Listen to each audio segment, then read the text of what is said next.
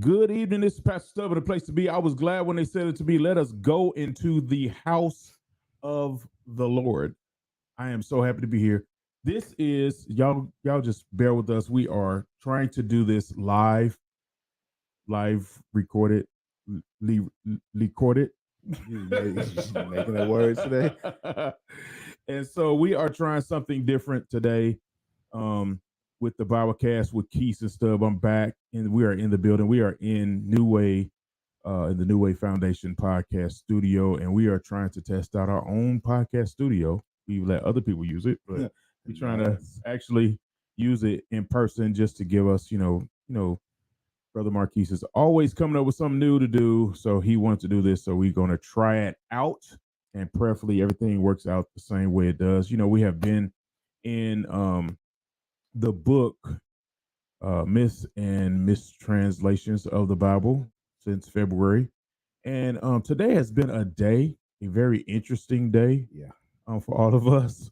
And sometimes I believe that you have to kind of pivot and kind of really discuss some things that that we as people are dealing with every day. We always love to talk about things that people deal with our lives. We like to be an example of things, and sometimes they're good.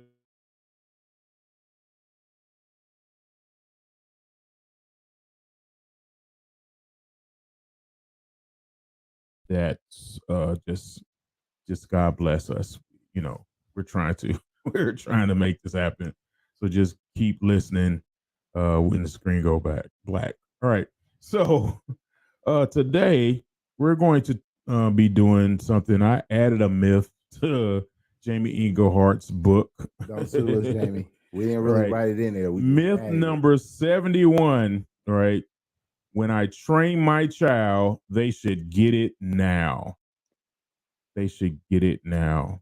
When I train my child, they should get it now. It should just make sense, man. I don't understand why I got to constantly keep training. That's why is the training continuous? Isn't that the point of training? So I train you once or twice, and then you know it. Excuse me, I'm pushing the wrong buttons, but I should train you, and you should get it. I don't understand it. And we're stemming this from the text. All right, Proverbs 22:6 says, in the King James Version says, train up a child in the way he should go, and when he is old, he will not depart from it. He will not depart from it. Okay. I just feel like I think we concentrate more on the train up the child aspect of it, and then we're kind of upset because they consistently depart. Daily deportation happens with our children, and we are trying our best as parents to do the best thing we can. But what the concept is like a person I know. He said, Jordan Taylor. He said, "We always forget the clause, and when he gets old." Yeah. I think the frustration is in the immaturity of the individual we're trying to train, and we don't understand that a lot of lessons that we're trying to impart on them, they don't get until they get old. Yep. Even when your grandmas and your deacons and they all, preach this to you or talk about this when you have babies, they say train up a child in the way that he should go, and he will not depart from it. They leave that whole section out. Yeah, the whole section out. That whole piece is gone. Yeah. Because, man, it's frustrating, man. How to stay biblical as a parent. You know what I mean? How to stay biblical as a parent. That is a t-shirt of the day already. Boy, today, it's hard, especially in the hood, but in church. So you got that dualistic mindset. Ooh. Jesus still working on me, so I might still hit you in the mouth. Ooh. But I know I ain't supposed to hit you in the mouth because Jesus said don't do it. So I'm gonna pray on it, but just know I might still hit you at some point. Like it's rough. I try to teach my boys, to do things the way that Christ would want us to do them. But there's a little side of me still deep down in there, bro. Like, nah, this is the way you should handle it. Back in my day, Because I mean, it's times are different. Yeah. Okay, Yeah. times are different. And like you said, how to stay biblical as a parent, because you don't want to look like a hypocrite in front of your Yeah. kids. And I know Yeah. my kids probably look at me and go like, sometimes. Yeah. Like, oh, so dad, my son, and this is crazy, the youngest one is always the one, especially when you're in ministry. They are always the one that check you the most. Mm-hmm. They have the most liberty with checking you. Like my daughters, some of the stuff my sons say, my daughters would never say Yeah. as kids at 15. My son frequently brings up the fact that I'm a pastor. Yeah. Stops you right in your tracks, don't it? Oh yeah, bro. Like brings it up all the time. He brings up every single lesson that I teach him. Mm-hmm. He always say like, well, why you acting like that? Stubblefield men don't do that. And then you go back to like when he was like 5. Mm-hmm. Two things happen is that you get frustrated and you feel like they're being snotty, Mm-hmm. but then you realize they're listening. Yep. And then you also want to teach, especially your young men, you want to teach them to stand up for things they know is right. And we're not always right. Bryson does the same thing. My youngest does the same thing. He will call me out on things, and he doesn't do it disrespectfully, but he does it in a way that I know he's not making jokes. And I know he's like, "Nah, well, Dad, you said this just the other day, and now it applies to this situation on my side. So, Dad, you gotta be the man you're teaching me to be." Ooh. You know what I'm saying? And to hear that from an 11-year-old, you're like, you know what? You kind of right. Let me go ahead. Ooh. A bit. That is a T. That is a T-shirt, a Bryson T-shirt. We know God is still working on all of us. I know when I hear saints say that, or when I hear heathens say that, it still rings true the same way for me, because I think God is really still working on each and every one.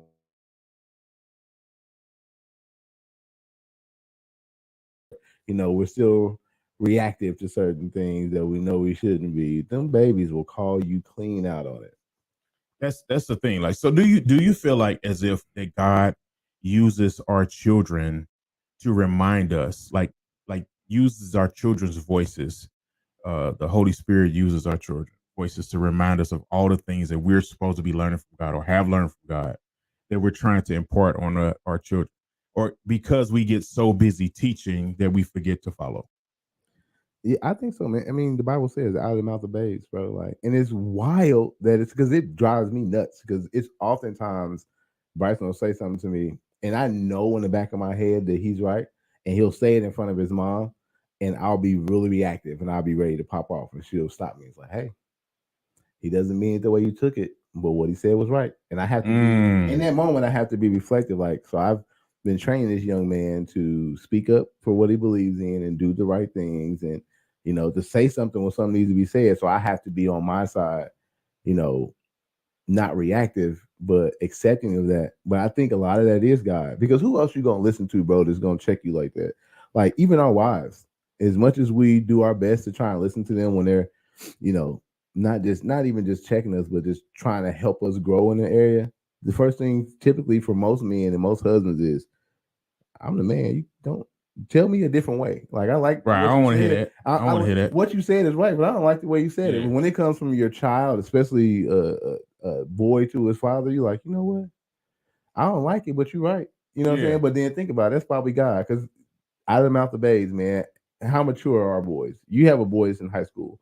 It's very mature, but he's also still very immature. Yes. Well, a lot of the stuff, the conversations he and I have, I'm like, man, how old are you again? Yeah. You know what I mean? Same thing with Bryson. How old are you again? But they are both also believers. God speaking through them to us to help us be better men for them. You know what I mean? So God can use the child to remind the adult how that child needs to be trained. Yep. Because we can literally go off. I mean, it's just the truth. We're adults. We go through stuff. Stuff happens. People, situations happen. We go through all kinds of stuff. And sometimes we're not always on our square. We're not always, the person that everybody sees on Sunday morning. We're not always ready to do the things that we need to do and be the person we need to be. And sometimes stress just weighs on us so heavy that our decision making is not as pristine as when we're prayed up and fasted up and ready to go. You know what I'm saying? It's like we're different. You know what I'm saying? So sometimes God can use the voice that we will hear because we're not listening to the voice that we need to be listening to. That's real. You know what I'm saying? That's good. Because like I tell people all the time, like God used my wife to get me to him. Yep. You know what I'm saying? He used something I needed. I really, at that time didn't know I needed a wife. I didn't know I needed Latasha to come up, but God knew he wanted me to focus on him. Yep. And the only way he was going to get me seriously back involved in the church after, kind of trying my time, is by saying, I'm going to give you something that you don't know you need to bring you back to me. That's good. That's You know what I'm real. saying? And so I think a lot of times we, in our training up our child, we're not perfect. And so sometimes God will use a word that you've poured in them, one, to encourage you, right? That you're doing a good job. Yeah. You're actually listening. My daughter, Jay, always says, I know y'all think I'm not listening to you, but I am.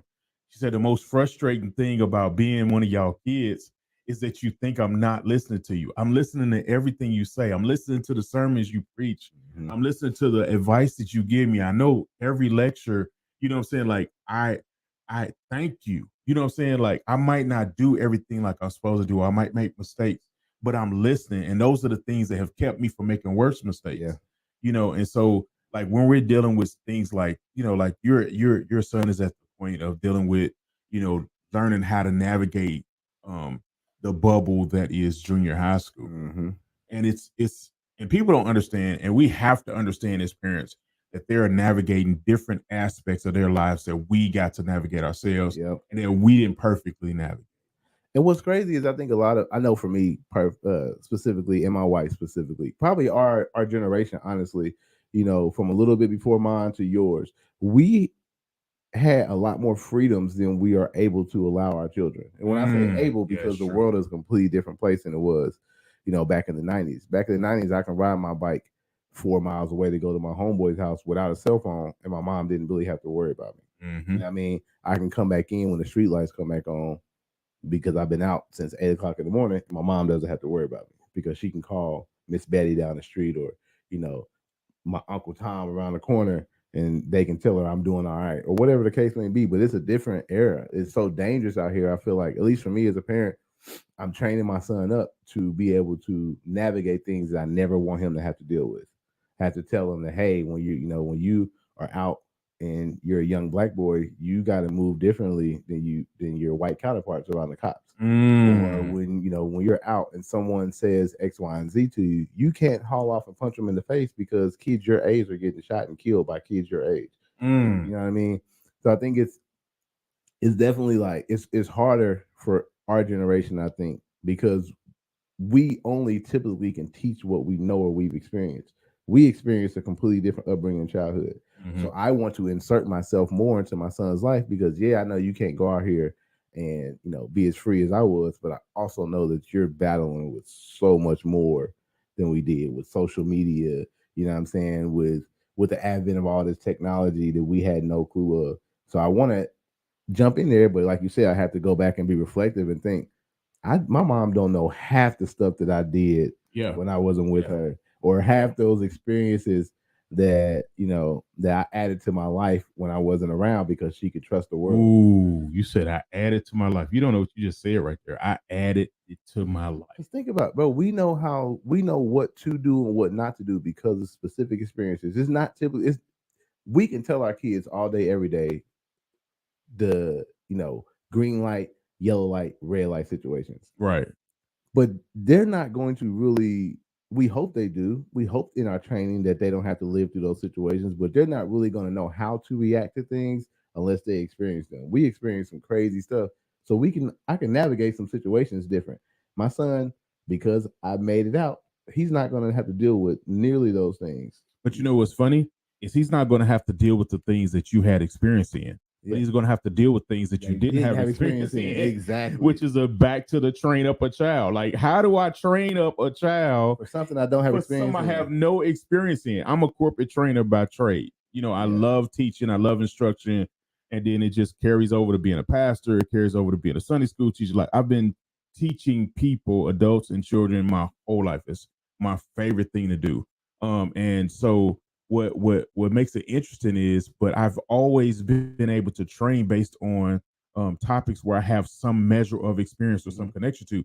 I know for a fact that I'm most connected to I'm more proficient in training things that I'm most connected to.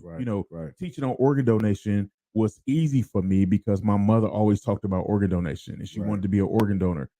Teaching on even debt collection. I had been a debt collector for 4 years before I was a corporate trainer. Right. I worked in garnishment and did all that. So all the times that I've been in a situation, even being a pastor, I constantly say the new way, I don't teach what I have not lived. So if y'all hear something that's heavy for y'all, I've already lived it the week before. Right. You know what I'm saying? So y'all know how my week was draining based on what I preach. You know what I'm saying? And it helps to me to be able to when you're training on something, to be able to identify it. You know what I'm saying? Situational based training. But what do you do when they experience something you have no idea? I have no idea of the internet validation that exists now.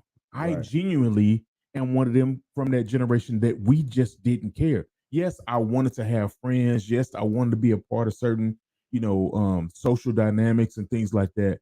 But it's like that's their sole existence. Right. And they're so defined by what people say, and even people that don't even know them. Yep. I was never worried about people I didn't know. It didn't matter what they thought about me. Nope. It didn't matter as much about the people that did know me, but it didn't matter at all about people that didn't know me. But now people have a front row seat to your life, can comment on your life, be mean and evil, or even be uplifting to your life and not know you and have no responsibility for what they say. How do we get to the point, man, as fathers and as mothers, and even as mentors and uncles and aunties and cousins and all the stuff like that? Because my niece is is very close to my daughters. You know what I'm saying? But I was very close to her. And so we really believe in sowing into each other's children. And so, like, how do we as the what's the word, the group around, the bubble around our children, how do we as a village train on experiences we have not had? It's rough, man. And I think that's why you got to stay in the word, because it's something I've learned, through doing the study we're doing, because it forces me to read more than what, like you taught me. Don't just read the text in which you're speaking on, or what you're trying. Read everything surrounding it, so you can know a full story. You know what I'm saying? So I think a lot of the stuff that it's a continuous thing if you think about it, because there was generations before our generation that didn't experience the stuff that we did. Our parents and their parents' generation experienced the Great Depressions and wars and all this stuff, and they had to learn to navigate. Women had to, take up the mantle and start doing different type of work and all that, and had no experience. You know what I'm saying? So I think we can gain some experience by reading the Bible and the analogies in the Bible and making them applicable to our lives, and training our kids, and then just having faith in that. I don't have this experience, so if I don't have anybody in my village that also has this experience, then I'm gonna have to go to the word and hope that God drops something in all of our spirits that's applicable to whatever you're going through at the moment. You know what I'm saying? But I also think it's really important to have like a smart village, not just a village of all of our peers, because we've all experienced the same thing. But Jelly is a part of my village. Bryson talks to Jelly. You know what I'm saying? My godson Sean, who's currently in college, a part of my village. One of my other god kids, who's a young lady who's still in high school, a part of my village. So there's going to be things that I'm frustrated by, and I can't fathom how to help him with, because I haven't experienced. But I can reach out to them and say, hey, look, this is what's going on. Because I plan to reach out to Jelly. Like, hey, this is what's going on with your god brother. please talk to him or help him navigate. Because I know you have dealt with something in this realm. You're a hooper. You're an athlete. Right. You know, you got all these dudes around you that got these bravados. You're a good-looking kid, so you're gonna, you know, the girls are gonna be looking, which is gonna make the boys even more mad. You know what I'm saying? So you're gonna have to navigate that. I wasn't a hooper growing up. I also didn't have the internet. I also didn't have, you know, a lot of this technology that they, like you said, likes mean more than face-to-face friendship. Bro, doesn't it? You know what I'm saying? So I think expanding our village, being intelligent about who we choose to be in our village, and being respectful of who's in our village, because our village has our kids in it, bro. They can be a liaison to us. Like, hey, let me tell you, you know, nephew, you're a sophomore. You've dealt with this. He's only 11. Let me tell you what he's going through. Reach out to him and just pick his brain and see where he is. Maybe you can help. He's gonna probably say something to you that he won't say to me. Just said, and it's also a t-shirt of the day. You on the road. Have a smart village. That's part of the training. Have a smart village. Yeah. You know, we don't, you know, I know that's kind of the tagline, smart home, smart this, smart device, whatever. But having a smart village, having those people around that can pour into your son, you know, pour into your daughter, pour into your people, you know, that good cultivating village. Yeah. Which, you know, I had that too, like you were describing, being able to ride my bike from one end of Gary to the other, or being able to walk around Gary. But my mama knew somebody that was almost on every side of town. So there was literally nowhere I could go, get in trouble, and need an adult and not be able to go to somebody's home or knock on the door and say, hey, you know, they be like, you know, you made son, get in here. What you doing? Boy, come here. Let me call your mama, make sure you know, I'll bring you home. You know, I mean, we had more of a cultivating village, a supportive village, more involved village, a more involved village where everybody knew everybody, especially when you come from either small size of town or a small town like I did. You had all these people, and then like, you know, Pastor Orlando was talking today, and he was talking about when he was in college that like the power went out at his university, and he said, well, he wasn't worried. He looked at them like, see, that's what's wrong with y'all. Y'all don't go to church. I'm about to go to my godmama house at the church. You know, my Evansville mama, I'm gonna have a hot shower and hot meal and family. My community is beyond. My community is beyond college, bro. I'm going to church. The church was everything, and that's something too that, you know, that's important too. Is, you know, I know part of our training was the church. Yeah, you know what I'm saying, and that was, you know, and I know people, you know, might have thought that was corny or whatever, but dude, like, I had activities at the church, and I did this at the church. I played basketball at the church. I did all the stuff that I was doing at the Y, I was doing at the church. You know what I'm saying? And, you know, and some of it, you know, where we might have had Sunday school or Bible study, whatever, but some of it was just going out in the middle of nowhere and camping. You know what I'm saying? And we had that type of environment because that's all our people knew how to do.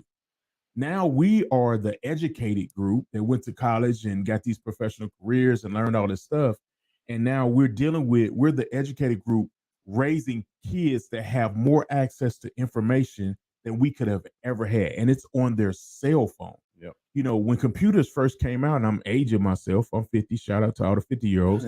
A computer came out, bro, it filled a room. Yeah, it was the size of a room, literally. It was the size of a room, like, and it had one little keyboard and a little screen, and then it's just room of reel-to-reel machines that was, you know, a mile long sometimes to calculate simple math. I just wish people would understand, like, people know that I'm a tech head and I'm an engineer, but understand that if people have ever seen a server room, go into every one of your companies, every one of the companies you work for, go into a server room. Imagine that's one computer.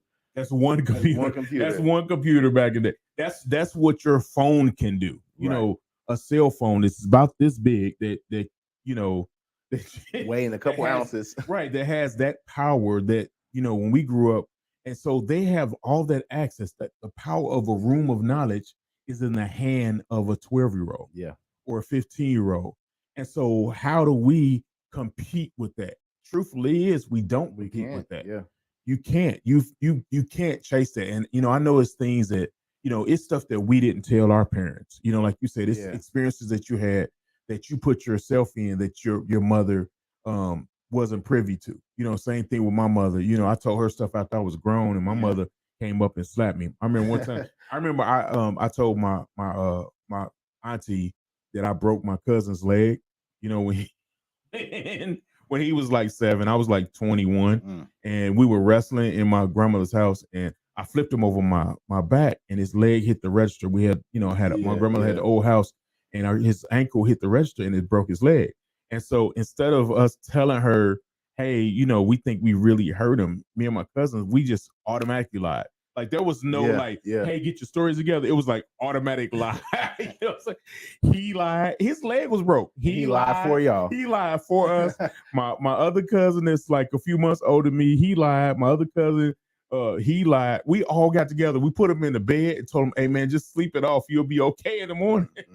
And they called me. I'm in the military. They called me on the base. It was like, bro, it didn't get no better, man. His leg is swollen up, and he at the hospital. Jesus. And said his legs broke. I said, and the first thing I didn't say was he okay? Bro, I said, y'all tell anybody? Did y'all snitch? You know what I'm saying? Tell anybody? Did y'all snitch? Like, you said, did y'all tell anybody? Man, I'm just not. I'm gonna stay on the base, bro. I'm not coming home. Auntie go. And bro, like I was like 30 years old. We was all at my cousin's house, and he's grown, got kids, all that, right?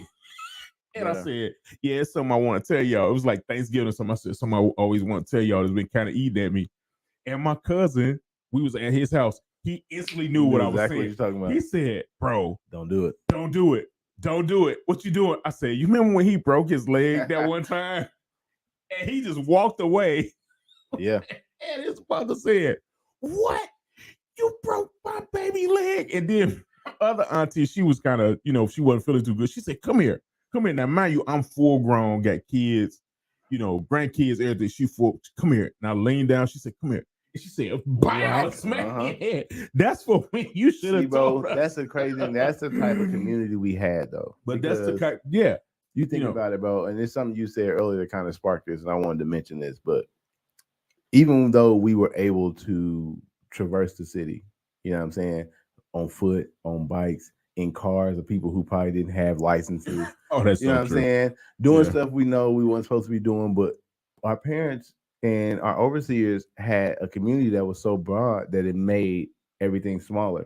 Like you said, you can be on the other side of Gary and get into trouble. And think about it, bro. Get into trouble. We had no cell phones. No cell phone.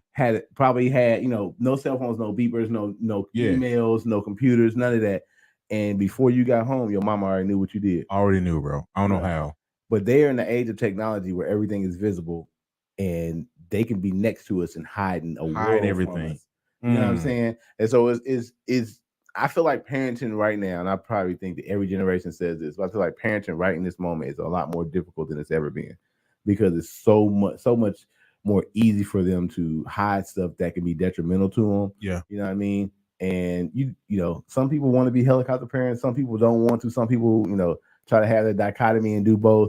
But you want to teach them to be respectful of other people's space, so you respectful of theirs, but you still got to know. Dude, I mean, we were worried about situations happening with creepos and stuff, and your parent always had that one say, stay away from so and so house, but dude, think about that, man. With the internet, so many people have access to so many people, and some of those people are your kid. Yeah, and so it's really.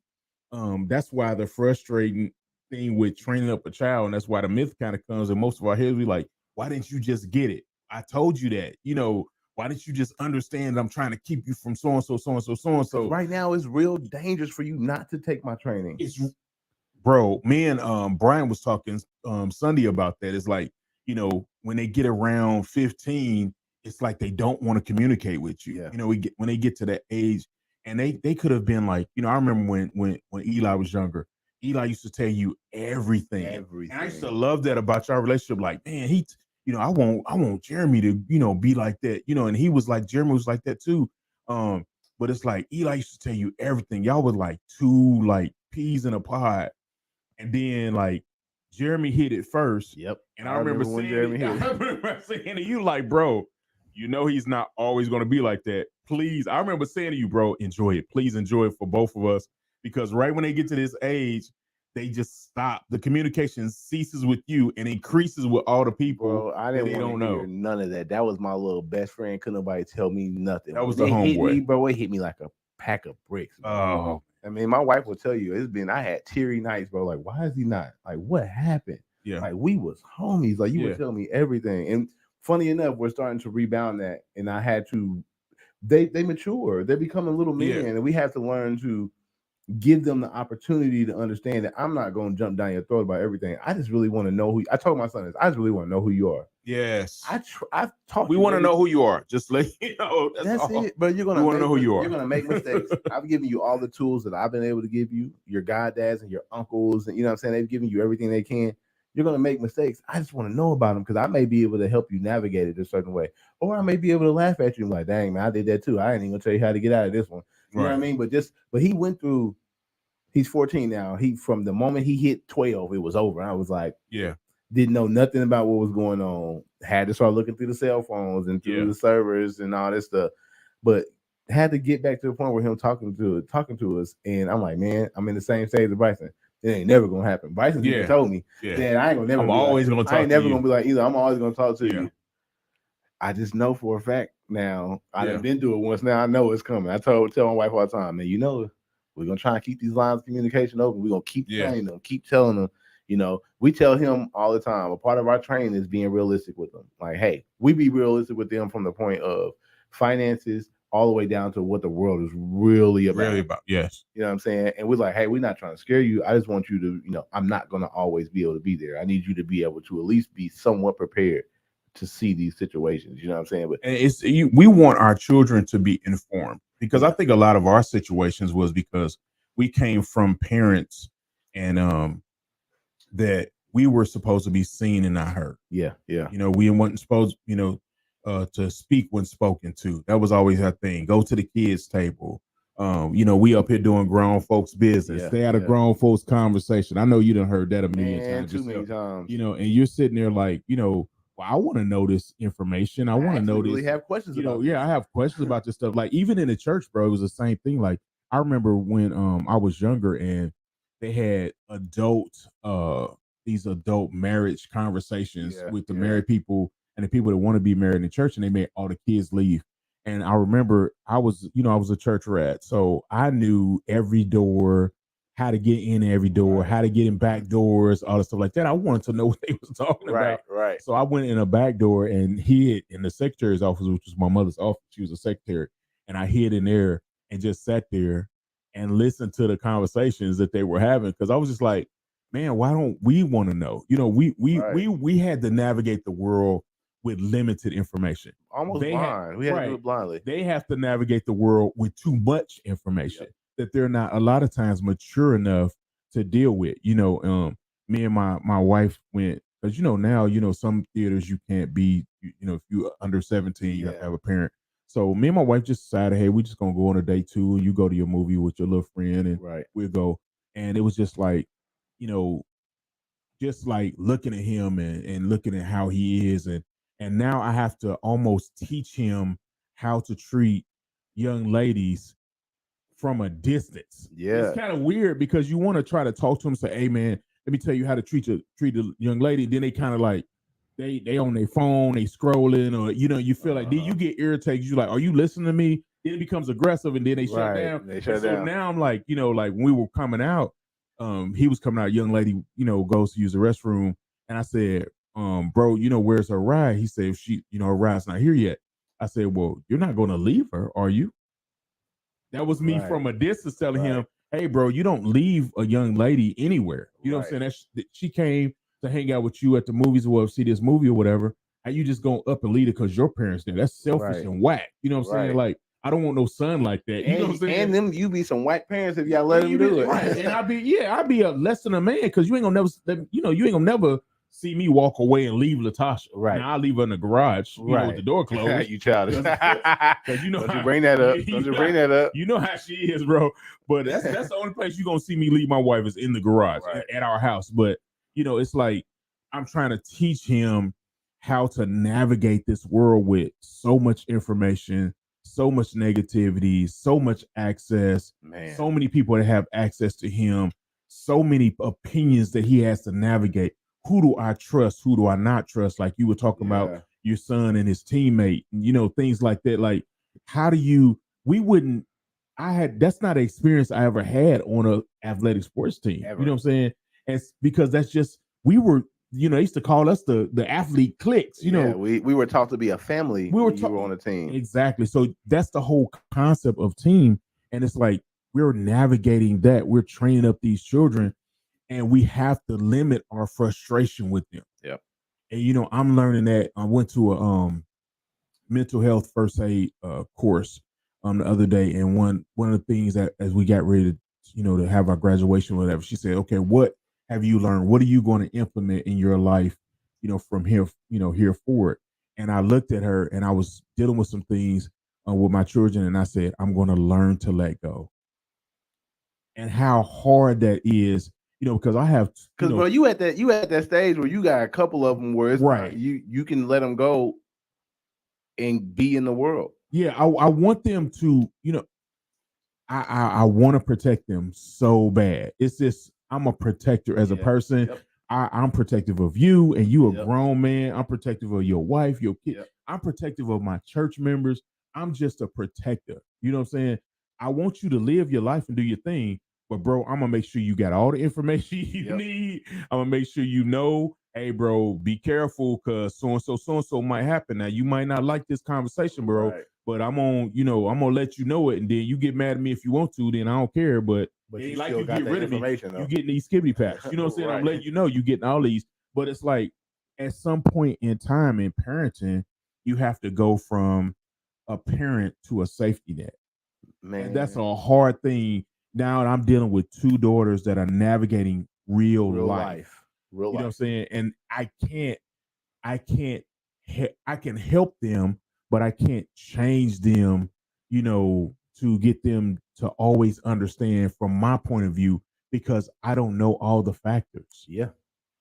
Because they're never going to tell you. And you don't have experience with all those factors. And I don't have all the experience. Especially with you having daughters. Like, even Tasha, she's not, First Lady's not going to have experiences like they had because they grew up in a different era. Even if they talk to her about it, like, one thing I've learned is, and it's hard for me because I'm a fixer. You know this about me. Right.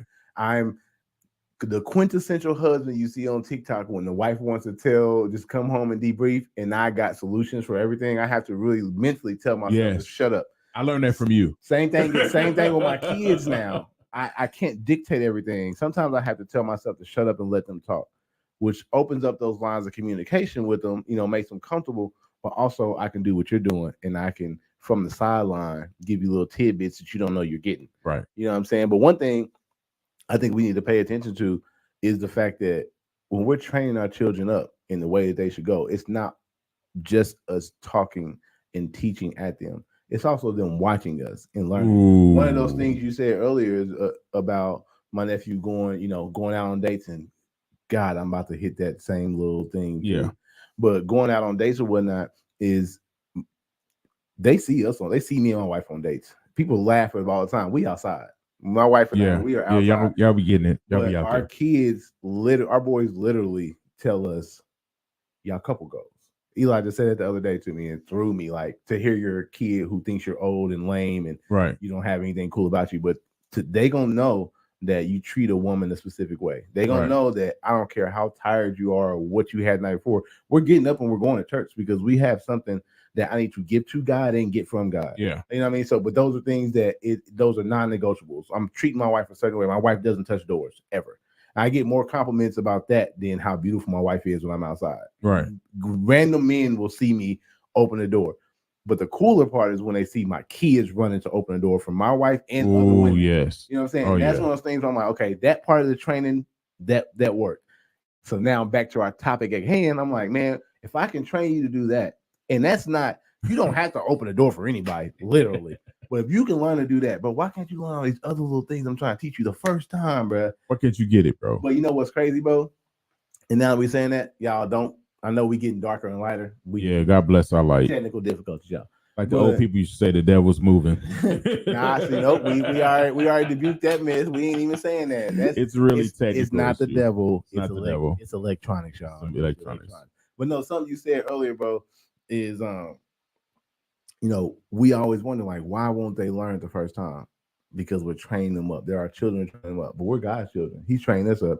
We never learn the first time. Ooh. Bro, how many times have you learned the first time when God has told you to do something and he's talking to you and he's telling you to do something and you like, you know what, God, I hear that and I know you're right, but I'm gonna do it one more time. Just let me one more time. And then it becomes one more time. How many times has he had to reiterate and retell and retrain us? And so for me, and that just dropped in my spirit because I am having a frustrating moment with my son right now with this whole school teammate bully situation. Right. Because I've told him how to navigate it over and over again and try to help him. But he's trying his own way. I try my own way with God almost every day. You know what I'm saying? And I know that, and I'm learning and I'm trying to do better and hearing the Lord and saying, you know what, God, I know I ain't supposed to be doing that. I'm not going to do it. It's 90-10 right now, bro. 90 times out of 100. I know I'm supposed to be doing God, but they about to hear this from me. You know what I'm saying? I know I'm supposed to be doing God, but I'm taking this right when I should be going left. But so we can't be so hard on our kids when we're like, dude, just listen to me. When I know for sure God's up there doing the same thing. If Elliot would have just listened to me 20 years ago, he would have been in a mega church with 50,000 people hearing the word. Oh, Jesus, God bless you. You know what I'm saying? But we don't, just like our kids don't listen, we don't listen. I think that's one thing that I'm gonna take away from today when I'm going and talking to my son. And I know what, man, like you're gonna have your own experiences. I'm here to be a helper to you. I'm not going to be your kickstand. I'm not going to be something that holds you up. I'm going to be something that's going to pick you up off the ground, dust you off, and push you back out there again. That's really training your kid up because they ain't gonna get it the first time, just like we ain't. I'm giving up on that, bro, because I'm tired of telling my kids the same thing 75,000 times. You know what, man, and as we close, we're gonna close before all our power runs out. Right. But that is a perfect close, bro. Like, how many times have God told us how much grace and mercy do we get every day? Every Sunday, we literally say, we get to come in God's presence together to give God some thanks and some glory. It's not, we choose to come together, as a church. That was something that Sam wanted. She wanted us to have fellowship together, so that we could get together and give God thanks and glory and share stories and talk to each other and be a family, about how good God is, because that's our shared experience is how good God is. But what our shared experience is that we have to remember the grace God has given us. He also wants us to afford it to our children. So in our training up a child in the way he should go, there involves some grace and some mercy and some understanding and some clarity and some acknowledgement of their immaturity and sometimes letting go. Letting go. How many times has God let us bump our heads so we can finally learn this lesson He's been teaching for so long? Because the lesson of loss sometimes is better than the lesson of winning. Yeah. I think Jeremy one time, I'll tell this story and then we'll get out of here. But Jeremy one time, his first time playing on an AAU team, he basically got to pick the team. This guy was, starting this new AAU team. He needed some players. Jeremy got all his friends to play on this team. And the first game, they lost by like 55 points. It was just ridiculous. Jeremy had like 22, 23 points out of the 50 points they had. But it was just ridiculous how bad the game was. And he was so frustrated and so hurt and all this. And he was like, this don't make no sense.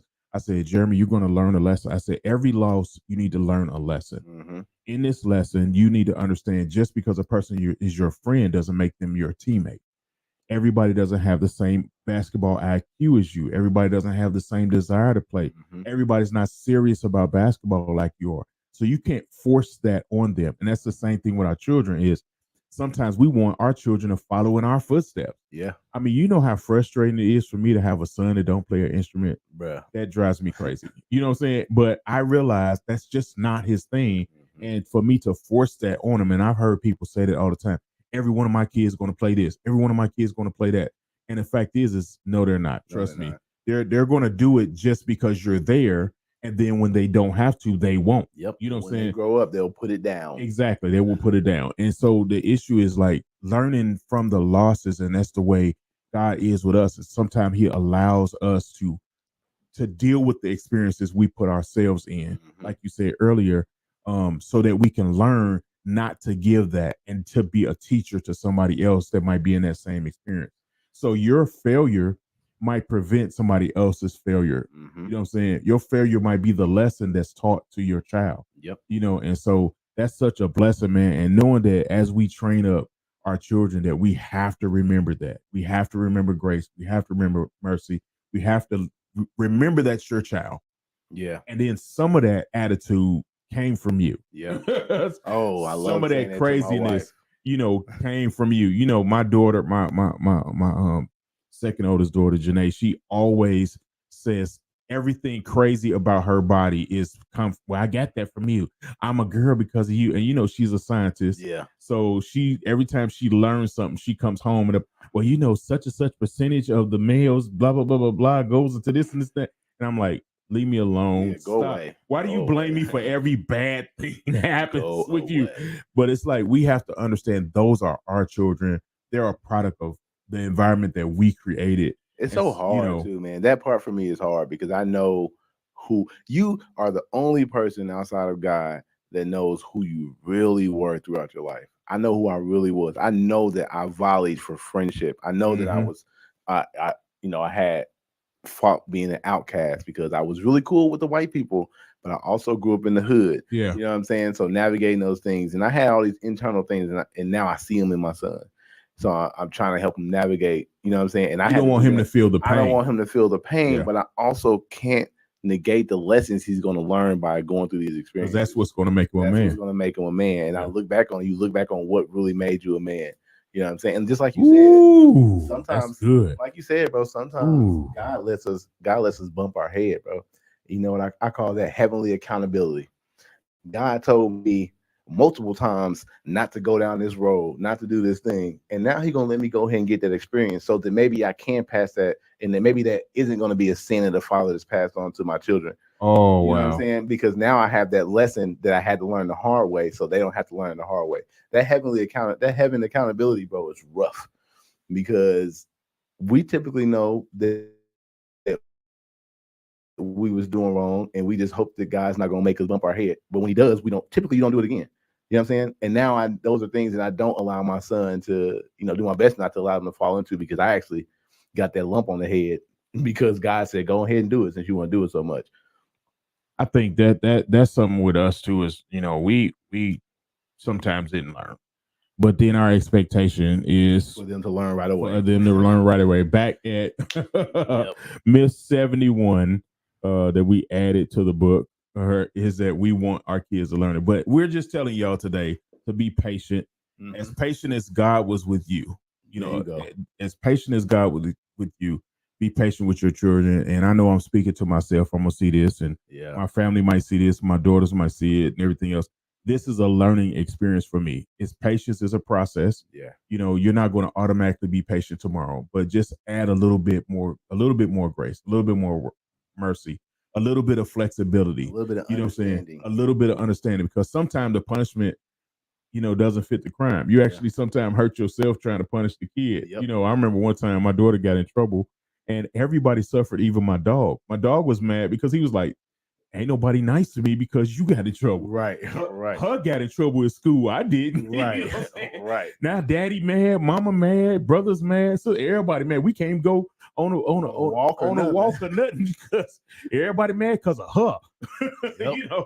But it's like we have to continuously love our kids and continuously be patient with them and let them grow, because God was patient and let you grow. And really the lessons that you'll learn about God's relationship with you is the lessons that you will see in your relationship with your children. You know what I'm saying? So as God is continuing to grow you and show grace as you grow, show the same grace and mercy with your children as they grow. And I'm saying this from a person that's, I was harder on my son because of all the things that's going on with him, and like telling him about stuff. But now I'm seeing him grow into a young man, and now all I want him to know is that I love you. Yep. You know what I'm saying? I don't want him to ever think that I was hard on you and I didn't love you. I love you. I love you. I love you. And I tell him that all the time. And sometimes I'll just walk up and hug him, and he don't want to hug me. But then sometimes he'll just walk up and just put his head on my chest. Yep. And I say, bro, you don't know what this does for me. Bruh. You know what I'm saying? Like, especially you don't understand. coming from where we came from without having dads to do that with. Exactly. You know what I'm saying? My dad never hugged me. And so, like, to see him accept that love and know that even when I'm chastising him, that I'm not being mean or evil, that I hate him or nothing like that, is that I really, really want him to know that I love him and that I want the best for him. And I want him to see, you know, him to succeed in life and not make the mistakes I made. And even though he's going to make mistakes, he don't have to make mine. You know, that makes some new mistakes, bro. So you got more to teach your kids. Yeah, that's right. You know what I'm saying? You ain't got to teach them my lessons. You know, I'll teach them myself, you know, but it's like, that's what we really, really want to do. And that's the message for today's Biblecast, is that, you know, they're not going to get it now. And just always concentrate. It'll help you a lot more if you remember and when they get old. Because it's some stuff that you didn't get until you was at a certain age. You know, like it's some stuff, you know how people always say, man, I think I'm becoming my mama. And what it is it's those memories and things that your mother was trying to teach you. It might even be a recipe she was trying to teach you. It might be ideology she was trying to teach you. And, you know, you have a blessing to still have your mother with you, so you can still see her and still, you know, be able to go back to her and say, you know, Mom, I'm sorry because I ignored you. And now, how many times I've told my mom, because of my kids, I've told my mom, Mama, I just want to tell you I love you and I'm sorry. Boy, what you saying sorry for? Remember when I was 13, we got into it about this, and this is what you said. I just dealt with the same thing. Now I know where you're coming from. Now I know you coming from. Saying?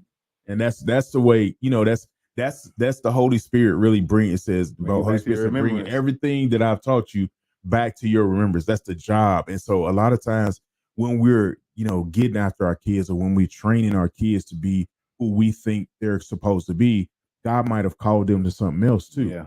So be flexible. You know what I'm saying? Be understanding and know that God loves you, God loves you, God loves you, and you can transfer that same godly love to your children, that same unconditional love, that same love that sent Jesus to the cross to die for people he didn't even know, because Marquise didn't exist when Jesus went to the cross, but yet he went to the cross and took Marquise sins to the cross with him. And so, you know, a lot of times he said, I took sins for you because I knew you couldn't handle that. And I knew you would never fix them. I knew you would never get that. And it doesn't mean that you're going to let your kids go. When I say let go, it means just let them go out and do whatever. No, you're still going to be there, but there's still some leverage that you have to give them, you know, as they are learning and as they are doing. And, you know, I pray that, you know, I continue to grow in this, because I know I struggle with it. You've taught me a lot about letting go and letting them grow and stuff like that. And I'm learning by force with my daughters, you know, that it's certain things I got to let happen, and, you know, but still be there for them to talk to me, and still, you know, and not harp on stuff. But, you know, we have to understand, just know today, the moral of this entire Biblecast is that, and when they get old, and when they get old, they will not. They won't depart from. They won't depart. That it is everything. Thank y'all very much for being on the podcast today. Thanks for bearing with us with our technological difficulties. And you know, as we're going to get this down, because we like doing this. It's kind of cool doing it in person. It's fun doing it in person, and we have it. So we're going to figure it out. We're going to have to buy some new batteries or something. Right. I charged y'all. But God. Hey, y'all. Yeah, I remember at service before, you blamed it on me and said I ain't charged the batteries. I charged the batteries. It was on me this time, bro. It was on me, because I was testing all day to try to figure out. I heard that. Yeah, that was me. This time it was me. Anytime it's the podcast room, it's me. If it's a church, it's him. All right. But God bless y'all. Thank y'all again for logging into the podcast. We hope that this blessed you. As we learn, we are trying to share what we learn. We are trying to unlearn and relearn by, you know, using that book. And if you decide to like, share this twice and tag us in on the, you know, you sharing it, we will send you the book, Mistranslations of the Bible by Jamie Englehart. We have sent several of them out to people who have been a part of what we do. And so God is really being faithful. Please continue to sow your seed into the ministry. God has really been blessed us. We had a really, really good time in outreach. I mean, so much fun. We got some things that's coming up, but please sow your seed into the ministry that'll help us to be able to continue to do what we do far as outreach is concerned, And not only sowing every your day. seed, y'all. Like when we say sowing your seed, a lot of people, and this was me growing up, but a lot of people, when you ever hear someone saying sowing your seed, you always think monetary value. Yeah, come out. All right, come out. Share with Show us. Hang out with us. Your You know what I'm saying? and your talents. Yeah. Yes, treasure and talents. And your time. Yeah, and your time. Because we have a lot of fun doing outreach. Even if you're like, we had a young man that literally was like, he missed the entire passing out of the food. And he stayed with us another hour just to hang out and help us clean up. You know, so even if you're not there, and because when me and Marquise get there, when the food's ready, we're serving. We're not gonna have people waiting. Those people waiting, they're hungry, and they know we have amazing food. My wife Latasha always cooks, and it's always fire. I never get any of it, but for several different reasons we're not going to talk about. But continue to sow into the ministry as we continue to sow into the kingdom. You can sow using $ New Way Indy with Cash App, and also Giveify New Way Indy. And if you'd like to get in contact with us, please do so at info@newwayindy.org. Send us an email with your prayer requests. If you need a church home, if you want to fellowship with us, if you want to partner with us, you want to donate, whatever you want to do, if you want to find out what we're doing as a church, if you just need somebody to talk to or whatever, send us an email with your contact information and we'll get back to you. If you want to just give us a direct call, you can at 833-NEW-WAY-7. That is 833-639-9297. We made it real easy for you to remember. So 833-NEW-WAY-7. God bless you again. Sunday, we are back in service. So please come out and worship with us as we give God thanks for all that he has done, because that's what we do on Sunday. We are just some grateful people, especially on Sunday. God bless you. May heaven shine upon you and give you peace.